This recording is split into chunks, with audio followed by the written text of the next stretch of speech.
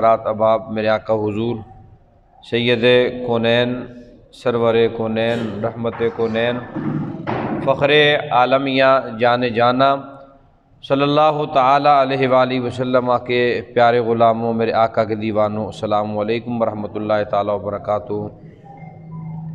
احباب گرامی القدر، آج ہم نے بات کرنی ہے حضور غوث الاعظم کی، 11ویں والے پیر۔ اب آگے آ جائیں، 11ویں والے پیر جن کی ہم 11ویں پکاتے ہیں، 11ویں کھاتے ہیں،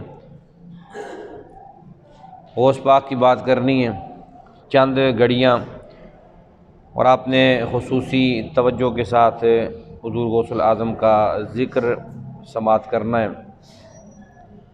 مالک لم یزل فرماتا ہے، یا ایھا الذین آمنوا، اے لوگو ایمان والو، اتقوا اللہ، اللہ سے ڈرو، وکونوا مع الصادقین، اور سچوں کے ساتھ ہو جاؤ۔ باب گرامی القدر،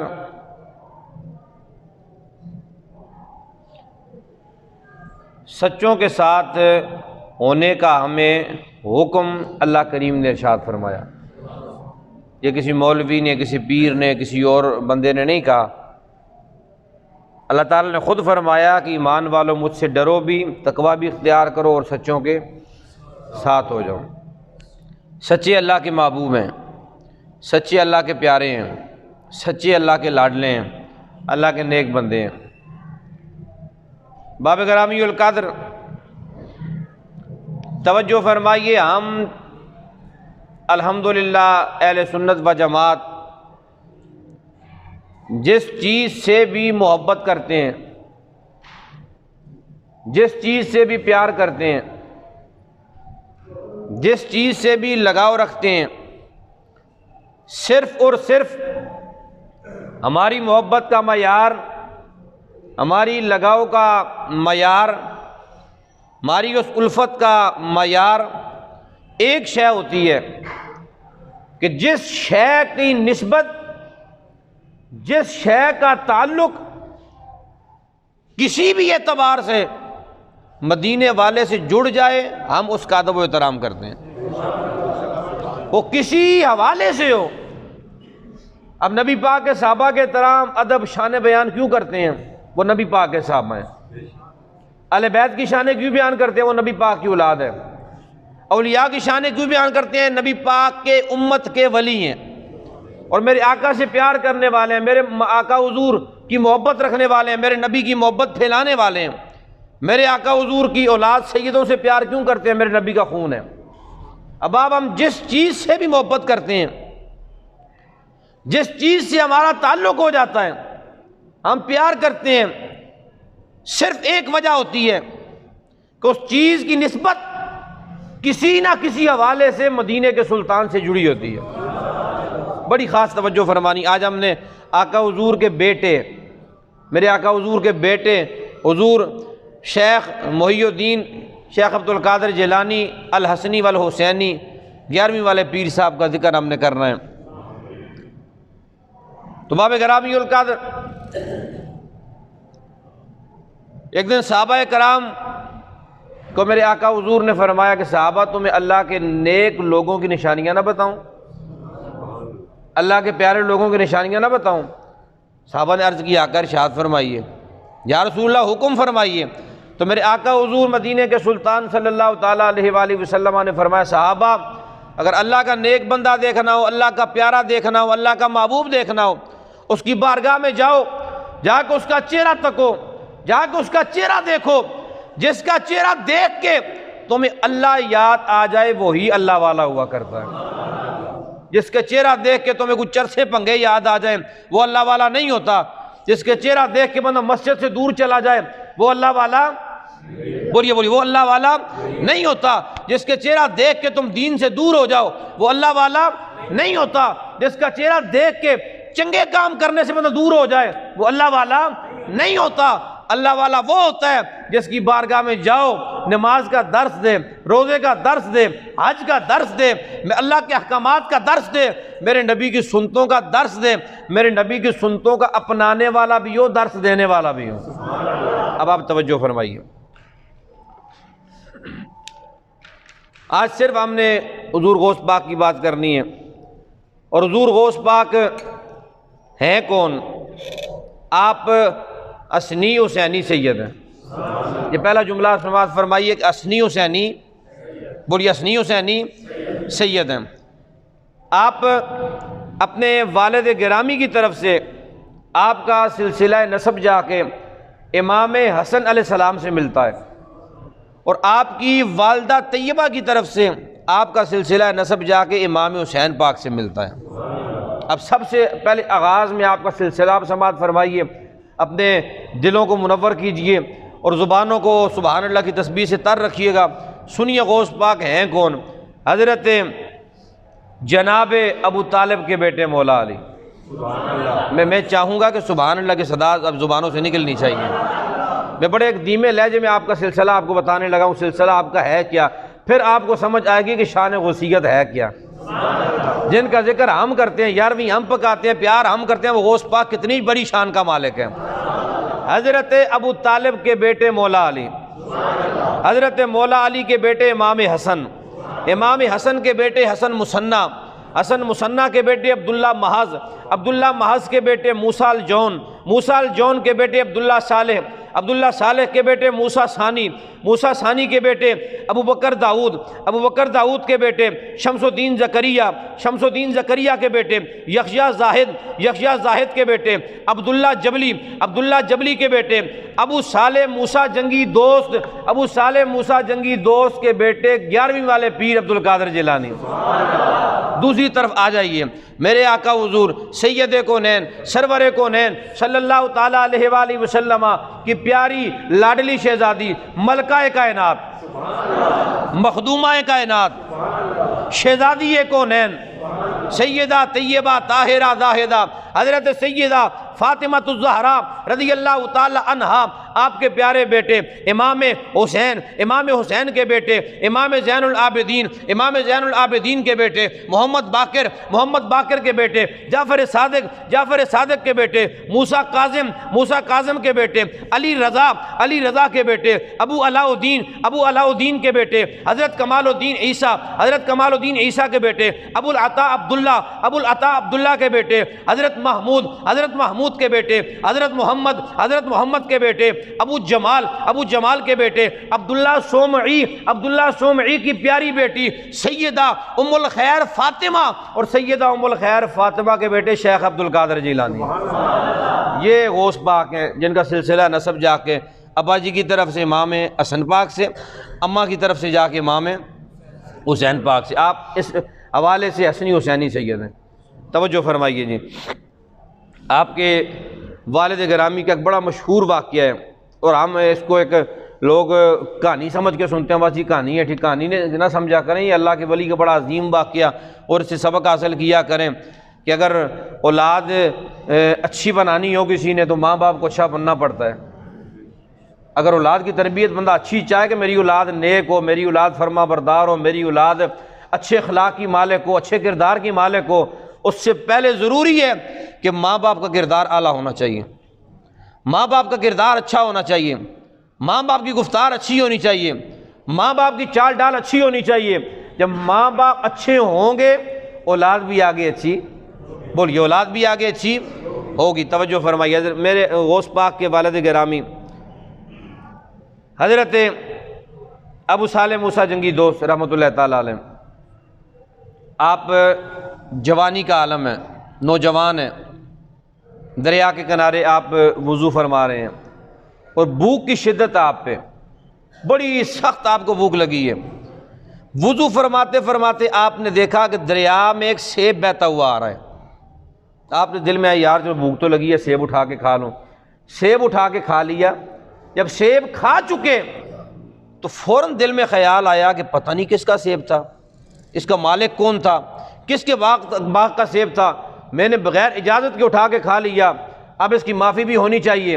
ایک سیب ہے، خاص توجہ فرمائیے گا، ایک سیب، ہم اس کی کوئی حیثیت نہیں سمجھتے، اللہ کے ولی کی نگاہ میں ایک سیب کی حیثیت کیا ہوتی ہے۔ کھا لیا، دل میں خیال آیا یہ پتہ نہیں کس کا مال ہے، اس کا مالک کون ہے، اب اس کی معافی بھی ضروری ہے، معافی نہ مانگی جا کے تو یہ مال مجھ پہ حرام ہے۔ آپ جس طرف سے دریا بہتا ہوا آ رہا تھا، پانی آ رہا تھا، اس طرف آپ نے چلنا شروع کر دیا. کافی دور گئے, آپ کو دریا کے کنارے ایک باغ نظر آیا سیبوں کا, اس کی ٹہنیاں دریا کے اندر لٹک رہی تھیں. آپ نے گمان کیا اسی باغ کا سیب ہوگا, ٹہنیاں دریا میں ہیں, سیب اس کے دریا میں لٹک رہے ہیں, اسی باغ کا سیب ٹوٹ کے گرا ہوگا جو میں نے کھا لیا. اندر باغ میں گئے, مالک کا جا کے پوچھا کہ مالک کون ہے, اور باغ کے مالک بھی اللہ کے ولی. در توجہ آپ ذہن حاضر کیجئے گا, باغ کے مالک بھی, بولیے بولیے, باغ کے مالک بھی اللہ کے ولی, صاحب نظر انسان, صاحب نظر شخصیت. جب آپ نے کہا نا جی باغ کے مالک سے ملنا چاہتا ہوں, لوگوں نے بتایا جی وہ باغ کے مالک حضرت عبداللہ صومعی باغ کے مالک ہیں. آپ چلے گئے, انہوں نے سوچا کوئی مہمان آیا ہے, کہا جی کیا بات ہے, خیریت ہے, خدمت کرنا چاہیے, پروٹوکول دینا چاہا. جب حضرت ابو صالح موسیٰ نے کہا نا جی میں نے ایک سیب آپ کے باغ کا کھا لیا, اب اس کو کی معافی مانگنے کے لیے آیا ہوں کہ سیب مجھے معاف کر دیجئے, تو صاحب نظر نے دیکھ لیا کہ ایک سیب معاف کروانے کے لیے آنے والا کوئی عام شخص نہیں ہے, اللہ کا ولی ہے. جس ایک سیب کھا لیا تو معاف کروانے کے لیے اتنے دور چل کے آ گیا, میرے باغ میں آ گیا, پتہ کرتے کرتے آ گیا. تو آپ نے پھر جناب تیور بدل لیے, آپ کے انداز بدل گئے, آپ کے تیور بدل گئے. حضرت عبداللہ صومعی نے کہا کہ میاں ایسے معافی نہیں ہوگی. کہا جی کیسے معافی ہوگی؟ آپ نے کہا میری 2 شرطیں ماننی پڑیں گی. کہا جی ضرور مانوں گا, مجھے سیب معاف کریں, جو کہیں گے مانوں گا, جیسا کہیں گے میں کروں گا, میں کرنے کے لیے تیار ہوں. تو حضرت عبداللہ صومعی نے کہا کہ ابو صالح ایسا کر, 12 سال میرے باغ کی رکھوالی کرنی پڑے گی. توجہ ہے جی آپ کی, سنیے جس غوث پاک کا ذکر کرتے ہیں ان کی سیرت, ان کے والدین کی سیرت بھی سنیے کہ وہ کس شان کے مالک تھے.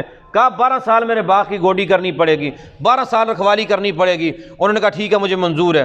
آپ گوڈی کرنے لگ گئے, رکھوالی کرنے لگ گئے, دن پورا آپ باغ کی گوڈی کرتے, باغ کو پانی لگاتے, باغ کی رکھوالی کرتے. 12 سال جب گزرے, خاص توجہ کیجئے گا, 12 سال جب گزرے, 12 سال کے بعد حضرت عبداللہ کے پاس کچھ مہمان آ گئے. آپ کے کچھ مہمان آئے, ملنے والے آئے, آپ کے پاس بیٹھے آ کے. عبداللہ صومعی نے ابو صالح کو کہا ابو صالح جا کے مہمانوں کے لیے سیب توڑ کے لا, 6 سیب توڑ کے لا. حضرت ابو صالح کے جا کے سیب توڑ کے لائے, جب آ کے پلیٹ میں ڈال کے پیش کیے تو عبداللہ صومعی نے کہا ابو صالح 12 سال ہو گئے ہیں تو باغ کی رکھوالی کر رہا ہے, 12 سال ہو گئے ہیں تو باغ کی گوڈی کر رہا ہے, 12 سال ہو گئے ہیں تو باغ کی خدمت کر رہا ہے, باغ کی رکھوالی کر رہا ہے, تو یہ آج تک یہ پتہ نہیں چلا پکے سیب کیسے ہوتے ہیں, کچے سیب کیسے ہوتے ہیں. کچے سیب توڑ کے لے آیا, کچے سیب آ کے رکھ دیے. کیا تجھے سیبوں کی پہچان نہیں ہے؟ تو سنیے جملہ غوث پاک کے والد صاحب کا. آپ نے کہا حضور ایک سیب کھایا تھا تو معاف کروانے کے لیے 12 سال مجھے گوڈی کرنی پڑی ہے. رب کعبہ کی قسم ہے حضور 12 سال ہو گئے ہیں میں باغ کی جڑوں میں گوڈی کرتا رہا, 12 سالوں میں نگاہ اٹھا کے میں نے سیبوں کو دیکھا تک بھی نہیں ہے. جب ایک سیب معاف کروانے کا اتنا لمبا پیریڈ ہے, 12 سال گوڈی کرنی پڑی ہے, اگر اور کوئی کھا لیتا تو پھر کتنے علمی مجھے نوکری کرنی پڑتی. کہا حضور میں نے سر اٹھا کے سیبوں کو دیکھا تک نہیں ہے, میرا کام تھا جڑوں میں گوڈی کرنا, میں گوڈی کرتا رہا اور مجھے پہچان نہیں تھی, میں توڑ کے لے آیا. حضرت عبداللہ صومعی نے آپ کو سینے کے ساتھ لگا لیا, آپ کو سینے کے ساتھ لگا لیا. کہا چل میاں تیری پہلی شرط تو پوری ہو گئی ہے, پہلے امتحان میں تو پاس ہو گیا ہے, اب آپ دوسری بات کی طرف. کہا حضور وہ کیا ہے, وہ بھی بتائیں, میں اس پہ بھی پورا اتروں گا. آپ نے کہا جی میری ایک بیٹی ہے جو آنکھوں سے اندھی ہے, جو کانوں سے بہری ہے, ہاتھوں سے لولی ہے, پاؤں سے لنگڑی ہے, زبان سے گونگی ہے. کہا کہ میری بیٹی سے تجھے نکاح کرنا پڑے گا. حالانکہ احباب شادی کے معاملات بڑے سوچ سمجھ کے کیے جاتے ہیں, بڑے برادریوں کو بٹھا کے, عزیزوں کو بٹھا کے, سوچ سمجھ کے, بڑے سوچ و بچار کر کے پھر کہا جاتا ہے وہاں پہ رشتہ کروں کہ نہ کروں, یہ رشتہ آیا ہے شادی کروں کہ نہ کروں. بڑے سوچ و بچار کے ساتھ شادی کے معاملات ہوتے ہیں, پر آپ نے کوئی بات نہ سوچی. آپ نے کہا حضور میرا سیب معاف کر دیجئے, جیسا کہیں گے ویسا کروں گا. آپ نے کہا میری بیٹی اندھی بھی ہے, میری بیٹی لولی بھی ہے, میری بیٹی لنگڑی بھی ہے, میری بیٹی گونگی بھی ہے, میری بیٹی بہری بھی ہے, اس سے نکاح کرنا پڑے گا. غوث پاک کے والد گرامی نے کہا حضور میں نکاح بھی کروں گا, میرا سیب معاف کر دیجئے. توجہ فرمائی, آپ کا نکاح ہو گیا. نکاح کے بعد عبداللہ صومعی نے کہا جائیے جی اپنی دلہن کے کمرے میں, آپ کی دلہن آپ کا انتظار کر رہی ہے. اب دل کے کان کھول کے بات سنیے گا. آپ گئے, اندر دیکھا بڑی حسین و ماں جبین عورت بیٹھی ہے, کوئی اس میں یہ والا عیب نہیں ہے, نہ لولی, نہ لنگڑی, نہ گونگی, نہ بہری, بڑی خوبصورت عورت بیٹھی ہے. آپ نے دیکھتے ہی پلٹے, بھاگے اور چوکاٹ لگی آپ کے سر پہ، زخم بھی آ گیا، بھاگ کے عبداللہ سومی کے پاس آ گئے، کہا حضور آپ نے مجھے کس کے کمرے میں بھیج دیا ہے؟ آگے ایک گناہ معاف نہ ہوا، اور گناہ کروانے لگے تھے مجھ سے۔ کہا کہ وہ تو وہاں تو بڑی حسین و ماجبین عورت بیٹھی ہے، آپ نے کہا تھا میری بیٹی گونگی ہے، میری بیٹی اندھی ہے، میری بیٹی بہری ہے، لولی لنگڑی ہے، آپ نے تو کسی عورت کے کمرے میں مجھے بھیج دیا ہے۔ عبداللہ سومی نے کہا ابو صالح وہی تیری بیوی ہے، یہی تیری دلہن ہے۔ تو حضور آپ نے تو کہا تھا کہ وہ گونگی ہے، وہ بہری ہے، وہ اندھی ہے، وہ لولی ہے، وہ لنگڑی ہے، تو اس کا کیا مطلب ہے؟ آپ نے کہا ہاں میری بیٹی گونگی اس لیے ہے آج تک میری بیٹی نے کسی غیر محرم سے بات نہیں کی ہے۔ آپ سبحان اللہ کی صدا آنی چاہیے جی۔ میری بیٹی گونگی اس لیے ہے آج تک میری بیٹی نے کسی غیر محرم سے بات نہیں کی ہے۔ میری بیٹی بہری اس لیے ہے آج تک میری بیٹی نے کسی غیر محرم کی آواز نہیں سنی، کسی کا کلام نہیں سنا۔ میری بیٹی اندھی اس لیے ہے آج تک میری بیٹی نے کسی غیر محرم پہ نظر نہیں ڈالی ہے۔ میری بیٹی لنگڑی اس لیے ہے آج تک میری بیٹی خلاف شرع میری بیٹی نے قدم نہیں اٹھایا۔ میری بیٹی لولی اس لیے ہے آج تک میری بیٹی نے خلاف شرع اپنا ہاتھ نہیں بڑھایا۔ یار جس کی ماں اتنی پرہیزگارہ ہو، جس کی ماں اتنی پرہیزگارہ ہو، باپ اتنا متقی ہو، ایک سے معاف کروانے کے لیے اتنی لمبی ڈیوٹی کرنی پڑی، اتنا لمبا پیریڈ لگانا پڑا، اتنی چوکیداری کرنی پڑی، ماں اتنی متقی، اس کے جناب نہ کسی غیر محرم کو دیکھا، نہ کسی سے کلام کیا، نہ کسی کا کلام سنا، نہ کہیں چل کے گئی، نہ کسی کی طرف ہاتھ بڑھایا۔ تو یار جب باپ اتنا متقی ہو، ماں اتنی پرہیزگارہ ہو، تو بیٹا شیخ عبد القادر جیلانی پیدا ہوتا ہے۔ آج کل یہ خواہش تو ہم لوگ رکھتے ہیں ہماری اولاد نیک ہو، اچھی ہو، ہمارا ادب کرے، ہمارا احترام کرے، ہمیں جناب طرح طرح کی چیزیں بھی دے آ کے، ہمارے جناب بات سے دوسری بات نہ کرے، ہمارے آگے اف تک نہ کرے، پر ہم چلتے الٹ ہیں۔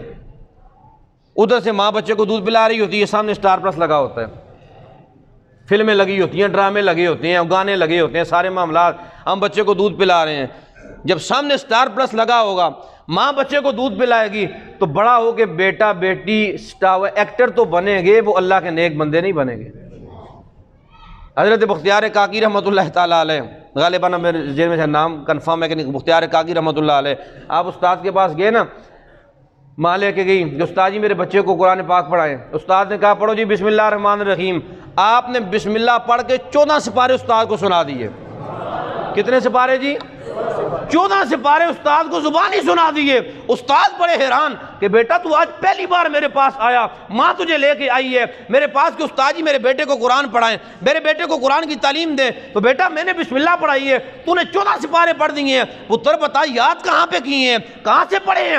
کہا استاد جی جب میں ماں کے پیٹ میں تھا میری ماں قرآن کی تلاوت کیا کرتی تھی، جب میں ماں کی گود میں تھا میری ماں قرآن کی تلاوت کیا کرتی تھی، میری ماں مجھے دودھ پلاتی، ساتھ قرآن کی تلاوت کرتی۔ استاد جی میں نے ماں کے پیٹ میں اور ماں کی گود میں ماں سے سن کے 14 سپارے یاد کر لیے ہیں۔ جب مائیں ایسی ہوں گی تو بیٹے اللہ کے ولی ہوں گے، باپ اتنے عظیم ہوں گے تو بیٹے اللہ کے ولی ہوں گے، میرے نبی کی ختم نبوت کے مجاہد ہوں گے، میرے نبی کی ناموس کے مجاہد ہوں گے، میرے محبوب کی ناموس پہ جان دینے والے ہوں گے، جان لینے والے ہوں گے۔ باب گرامی القدر، خواہش اگر رکھنی ہے تو کردار بھی اچھا کرنا پڑے گا۔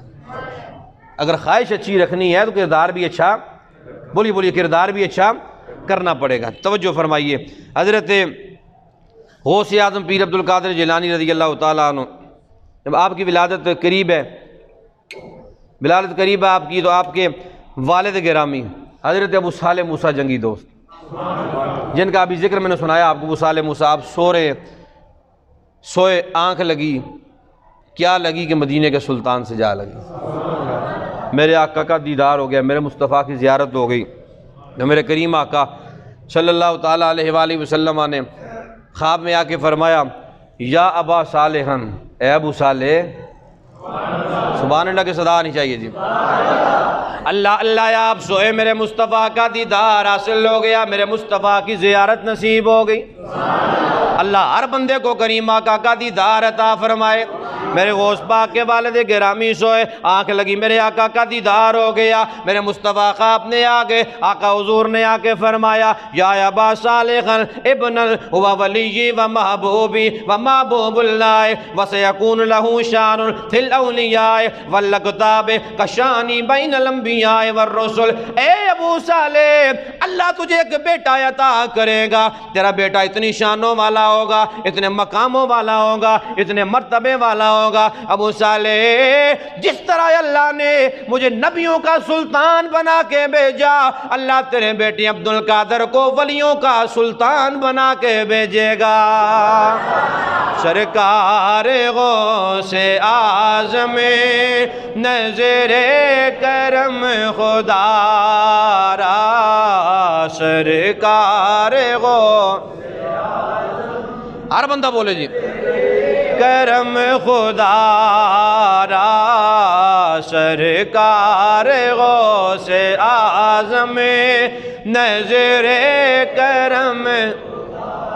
باب گرامی القدر حضور غوث پاک، حضور غوث پاک رضی اللہ تعالیٰ عنہ بغداد میں ایک بابا جی کا غوث پاک تعلیم حاصل کر رہے ہیں۔ کسی بزرگوں کا پتہ چلا جی بہت بڑے کوئی بزرگ ہیں، اللہ کے ولی ہیں، بغداد میں آئے ہیں، منٹ ہوتا ہے وہ ظاہر ہو جاتے ہیں، منٹ بعد وہ غائب ہو جاتے ہیں۔ اور غوث پاک کے کلاس فیلو تھے ابو سعید عبداللہ ایک، ابن سقا دو، یہ آپ کے کلاس فیلو۔ ابن سقا بڑا لائق طالب علم تھا، بہت لائق سٹوڈنٹ تھا۔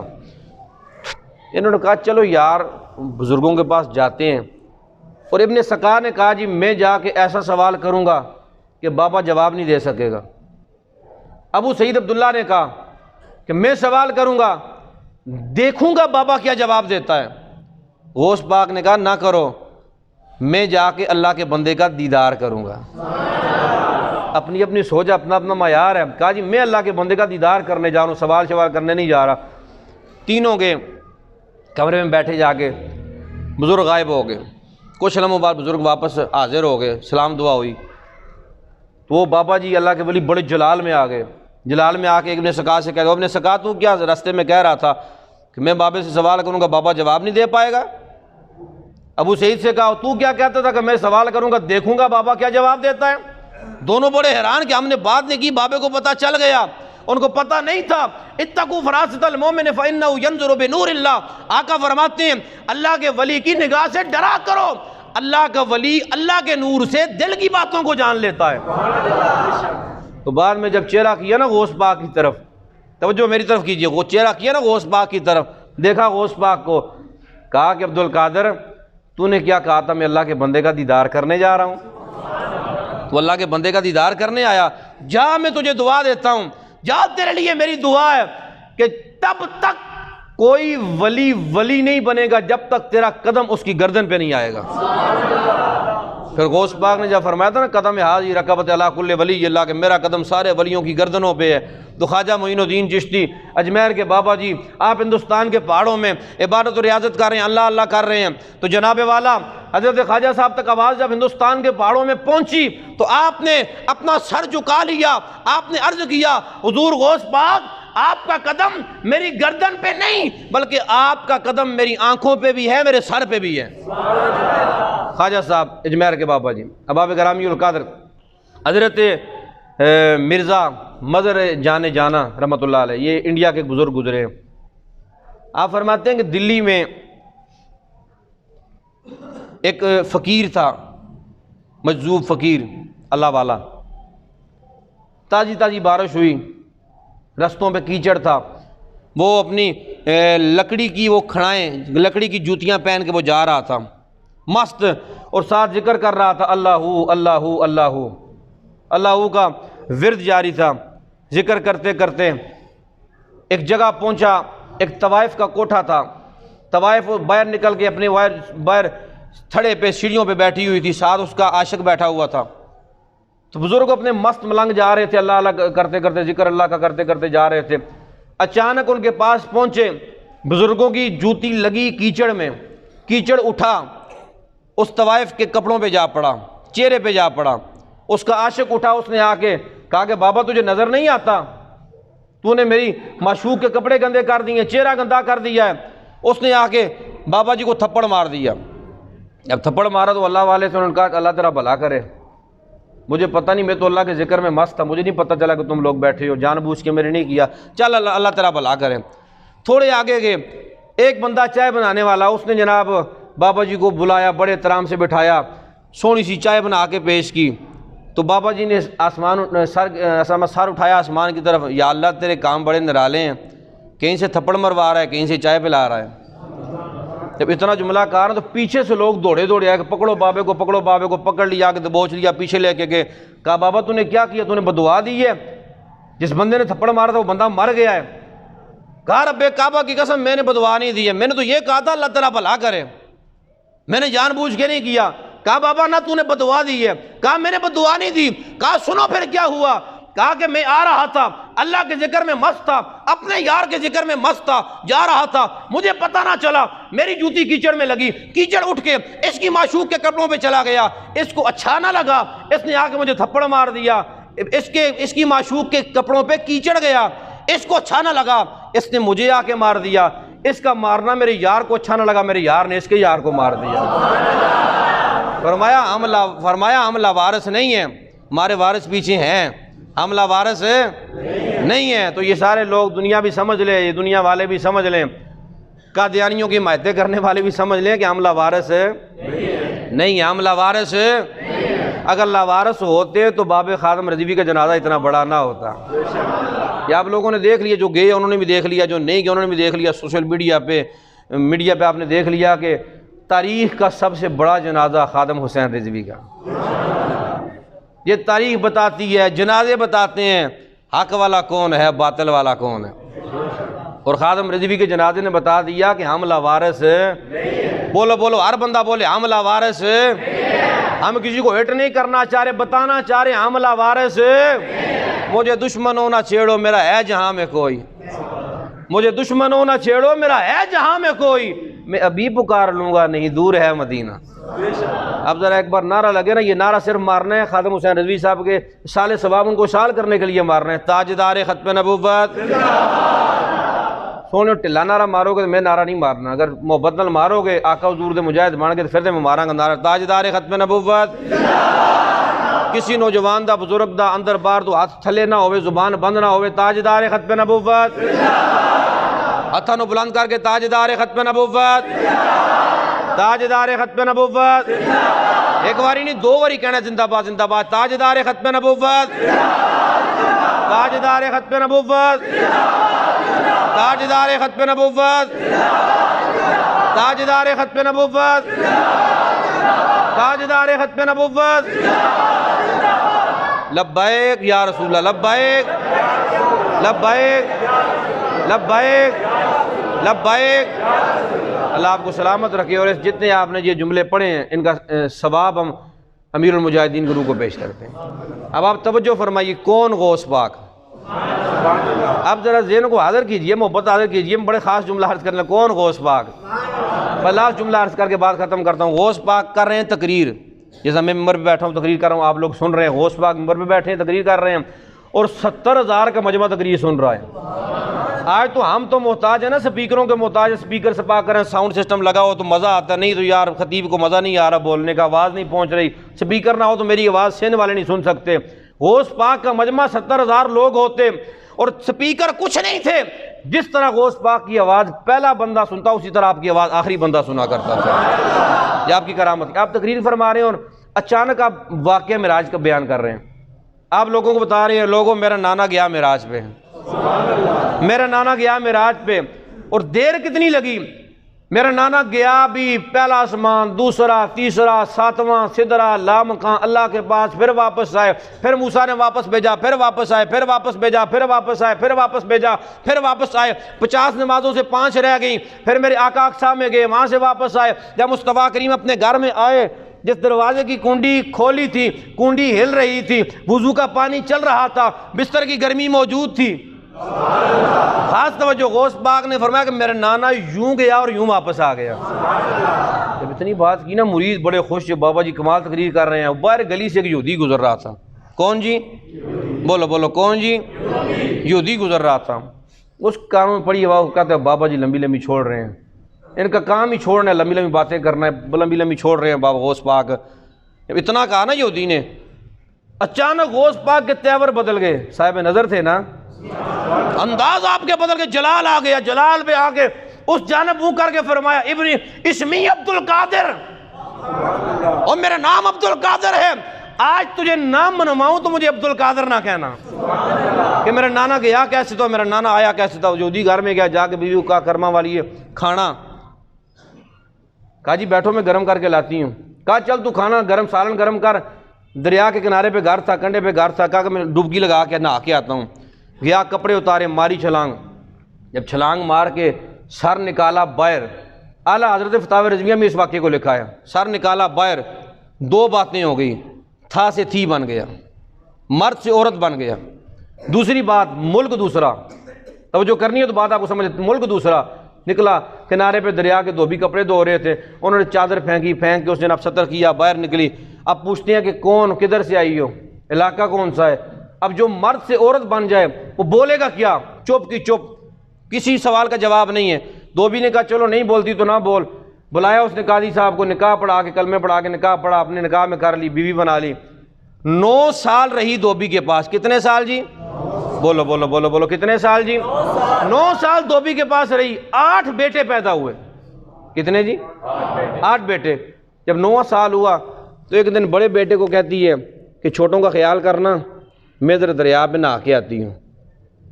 میں یوں گئی اور یوں آئی، گئی جا کے کپڑے اتارے، دریا میں ماری چھلانگ، جب سر نکالا تو پھر 2 باتیں ہو گئی، پھر لڑکی سے لڑکا، عورت سے مرد بن گیا۔